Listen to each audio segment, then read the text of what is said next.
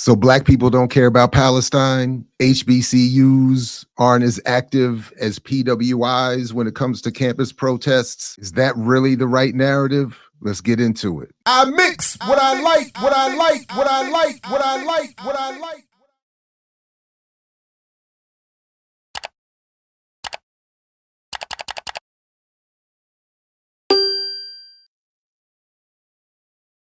What's up, world? Welcome to another edition of I Mix What I Like right here at I Mix What I Like. Please like, share, subscribe, check our Patreon. All the links are in the show description. Let's go. So this is very much intended to be a part one, with the idea being that I wanted to look at this at the time a lot of these stories were coming out earlier in May, and connected to some of the responses I got to loosely developed student project at the end of last semester. Things sort of got away from me with this one, and there's much more I would like to do with others in other conversations, including on Saturdays with Renee over at Black Liberation Media. Make sure you were, of course, signed up over there. But I just wanted to get this one out of the way, since it's just been kind of lingering in my notes, to address this question of where are HBCUs and Black students regarding the issue of this ongoing genocide in Gaza and Palestine, and the continued aggression of Israel and the Zionist West. So first up, quickly, from again in May and the website Anscape, do HBCU students care about the war in Gaza? Without belaboring all of the arguments and all of the points made in this article and others, this paragraph summarizes a lot of what is sort of the theme in these stories, approaches, and even some of what comes up in some of my student responses. On a recent episode of Saturday Night Live, one of the skits took on the campus protests and included three parents, two white, one black. The white parents said they supported their college-age students expressing themselves, though they were concerned. However, the black Columbia University dad, played by Kenan Thompson, said, "You bugging. Alexis Vanessa Roberts better have her butt in class. Let me find out she in one of them damn tents instead of the dorm room that I pay for." That said, obviously, the point being that, as has been discussed on a number of different outlets, some of which, including this one, the prevailing idea is that Black students are coming from households that don't feel they have the luxury to allow their students to risk either removal or some sort of punishment, and not being able to replicate the chance that they currently have elsewhere.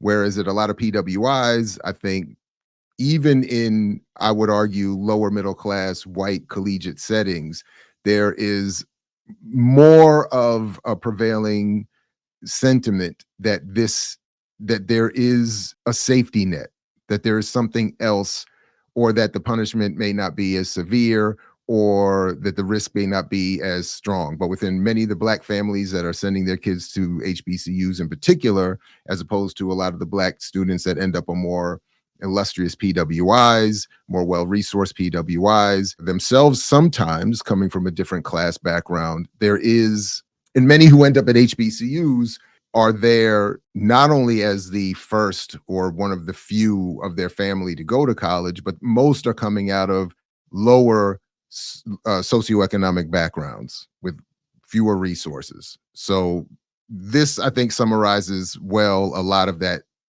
concern, even if it's played as a joke for Saturday Night Live. Now, it isn't to say that there hasn't been any protest. And as this story talks about at Xavier University, there were protests of what was proposed to be a commencement speech from Linda Thomas Greenfield, with students accurately recognizing that she's not the one that should be speaking, particularly given her support or her votes to block, as the story says here, a ceasefire in Gaza. And another aspect that comes out in this story related to HBCUs that I think rings very true is the statement in response to the decision by President Barrett of Xavier University to rescind the invitation to Thomas Greenfield to speak in response to student complaints and concerns. And what the president is quoted here as saying is something that I think is prevalent throughout, and has certainly been the case in terms of the vibe at Morgan State. President Barrett described the decision to rescind Thomas Greenfield's invitation as collaborative and did not require public demonstrations.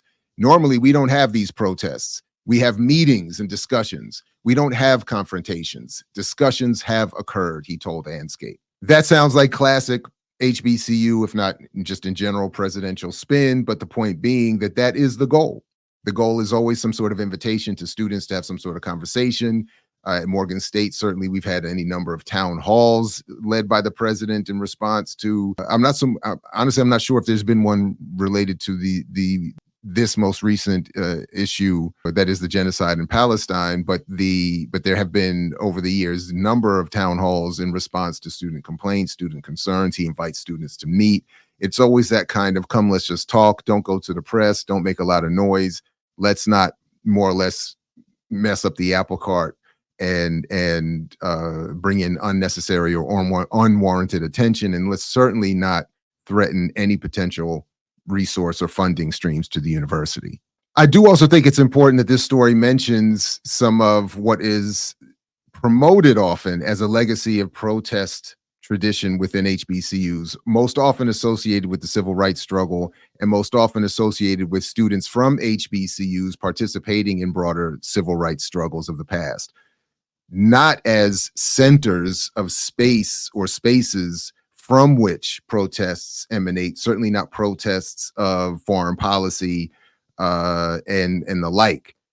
For instance, at Morgan, the early 90s famous uprising of students, just like the more recent ones we've seen at Howard, had more to do with how students were treated the facilities, the relationship with admin and customer service and so on and so forth, not in association with broader political struggle. And I think that's an important point to highlight when considering what is happening with HBCUs, protest, and any form of radical politics. And then again, as I think is importantly at least brought up here, HBCU students do care about more than just what are perceived to be Black issues. They care about immigration, reproductive rights, fair representation, and voting rights, as well as global issues. All of that is absolutely true.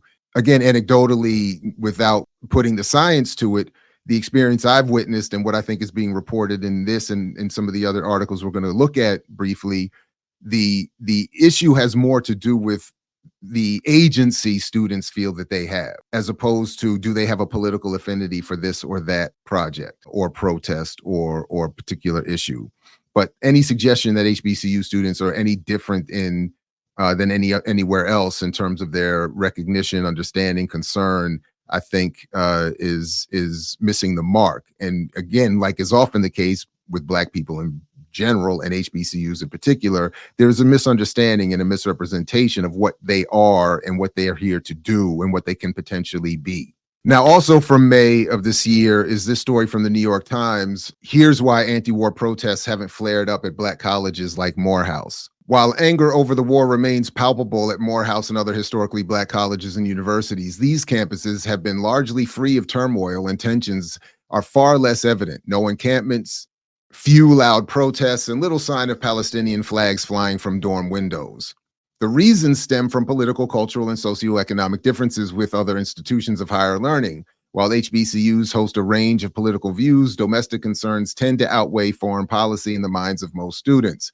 Many started lower on the economic ladder and are more intently focused on their education and their job prospects after graduation. Now, again, as is often the case with the New York Times and elsewhere, there is some base of accuracy. I certainly agree with much of how that is laid out. The follow-up and the broader context of the conversation, that's often where, again, we fall into some kind of discord or disorder here. But similar to the last one, as this short article also points out, some students have held contentious meetings with university leaders, urged them to rescind Biden's invitation and so on. So in other words, it reports that there are conversations, student protests in the form of appeals to the administration, but not in the more popular encampment, hostile or aggressive forms of confrontational protest. Okay, and in this article, from the Chronicle of Higher Education, actually HBCUs have a lot to say about Gaza. Also from May of this year, there is a response to that Times article claiming or looking to explain why HBCUs are not so highly involved in these protests. Again, in the context of Biden's visit to Morehouse, it's reported here, the activism was more muted, but many on Morehouse's campus last weekend had the Middle East on their minds. Some within the Atlanta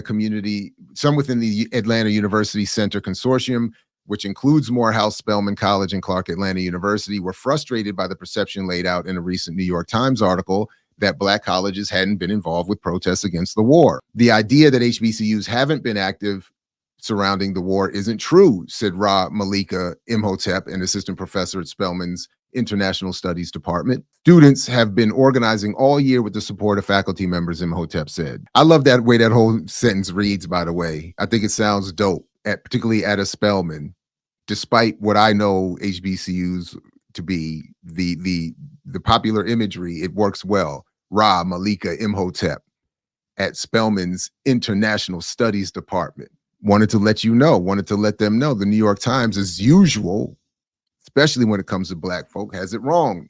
To witness how hard my students work and how much they are sacrificing, Imhotep said, and to see that erased in one of the highest newspapers was heartbreaking. So I actually wouldn't fully agree in the sense that even the excerpt I read from that New York Times article, there is an allusion made to those socioeconomic conditions that Imhotep references. They don't explore it. Now, that's sort of, again, the point. They don't explore what that means. They don't lay that out. They don't involve the perspectives of HBCU faculty and students in that piece and there's not a lot of space given in that story to really get into it. But I wouldn't say that the Times completely erased it. It just did more to what the Times and popular media do today. It brings up the subject and then reframes it and presents it in a way that it's almost useless.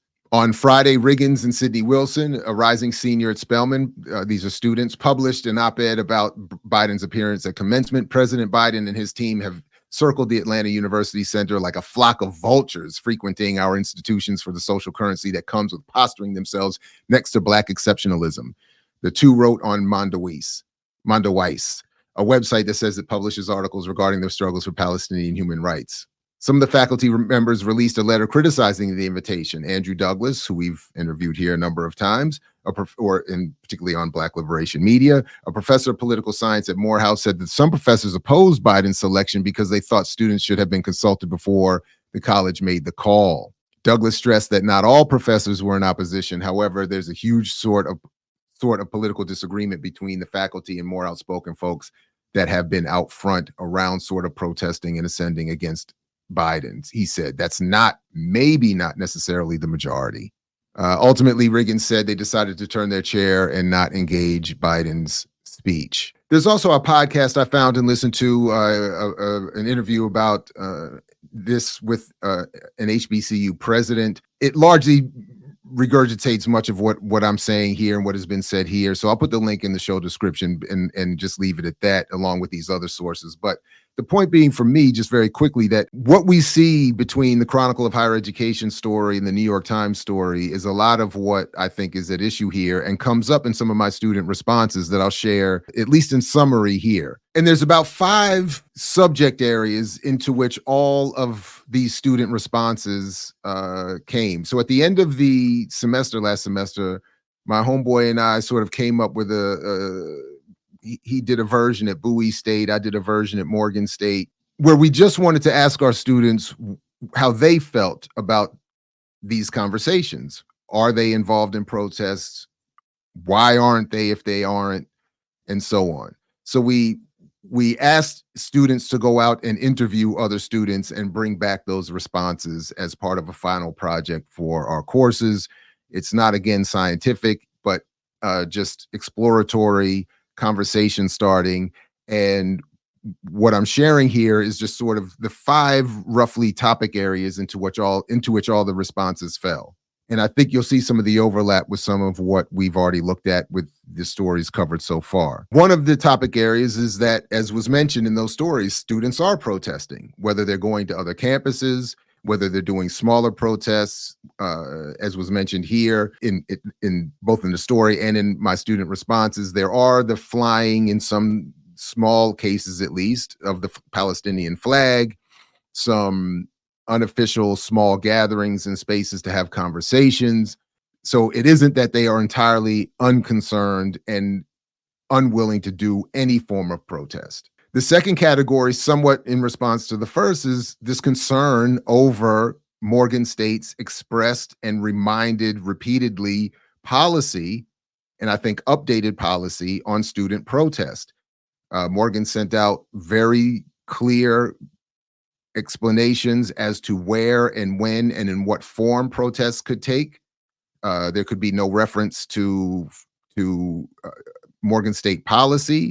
There could be no reference to any specific group. There could be no condemnation of any specific group.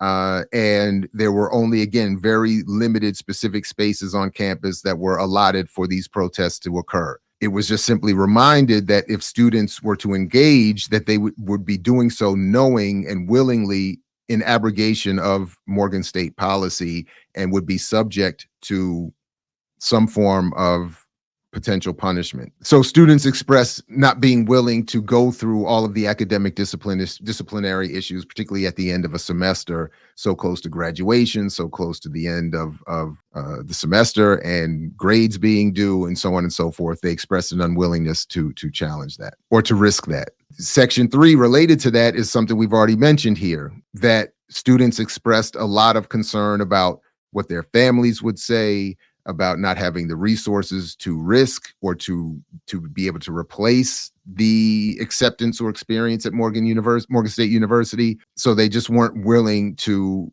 take that, again, risk, and were very concerned and overtly recognizing that. And what I think is attached to that is that if we find a way to have more honest and open conversations about the students that are being invited to Morgan State and other HBCUs, a lot of them are not prepared for, have not been given the proper resources and attention and space and whatever is necessary through, K through 12, and are not prepared for higher education, as it's called in this country.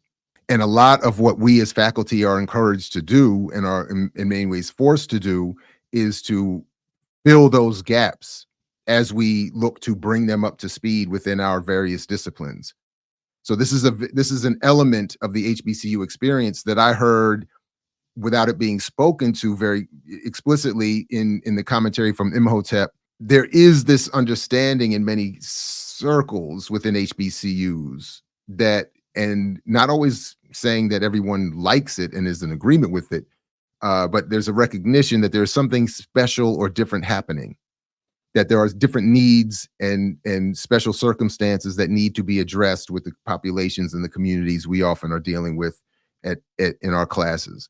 And I've been in meetings where we're literally told, go above and beyond your discipline and address the socioeconomic concerns, the cultural concerns of your students, and be there for them because you are part of this Black mission. So we do have to be mindful of, again, not to excuse or justify, but I think if we're attempting to develop some sort of an analysis, we have to be aware that we're dealing with colonized populations looking to, within an internal colonial setting in the United States, be asked to raise up a call for concern for another colonized population being aggressively genocided out of existence as we speak.